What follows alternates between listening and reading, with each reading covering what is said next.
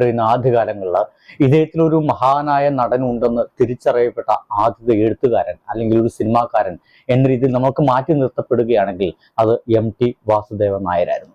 അദ്ദേഹമാണ് മമ്മൂട്ടിയെ കണ്ടെത്തുന്നത്. പക്ഷേ ഒരിക്കലും താനാണ് മമ്മൂട്ടിയെ കണ്ടെത്തിയതെന്നും താൻ കാരണം മാത്രമാണ് മമ്മൂട്ടി സിനിമയിലേക്ക് വന്നതെന്നും ഒരിക്കലും നമ്മുടെ MT വാസുദേവൻ പറഞ്ഞിട്ടില്ല. പലപ്പോഴും അതൊരു നിമിത്തം മാത്രമായിരുന്നു എന്നായിരുന്നു MT പറയാൻ ആഗ്രഹിച്ചിരുന്നത്. എന്നാൽ മമ്മൂട്ടിയാകട്ടെ തൻ്റെ ഈ ജീവിതത്തിലെ എല്ലാ ഭാഗ്യത്തിൻ്റെയും ഏക കാരണം അത് ഈ MT വാസുദേവൻ നായർ മാത്രമാണെന്നതാണ്.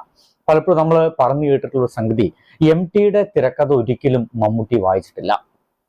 MT ഒരു സിനിമ ചെയ്യുന്നുണ്ട് എന്നറിഞ്ഞു കഴിഞ്ഞാൽ, അതിലേക്ക് തന്നെ കാസ്റ്റ് ചെയ്യുന്നുണ്ടെന്ന് മമ്മൂട്ടി അറിഞ്ഞു കഴിഞ്ഞാൽ, അത് MT വാസുദേവൻ നായരാണോ അത് എൻ്റെ പുറകിലുള്ളത്, അല്ലെങ്കിൽ കഥയായിട്ടുള്ളത്, അല്ലെങ്കിൽ തിരക്കഥാകൃത്തായിട്ടുള്ളത്, അല്ലെങ്കിൽ സംവിധായകനായിട്ടുള്ളത് എങ്കിൽ എനിക്ക് ആ തിരക്കഥ വായിക്കേണ്ട ആവശ്യമില്ല.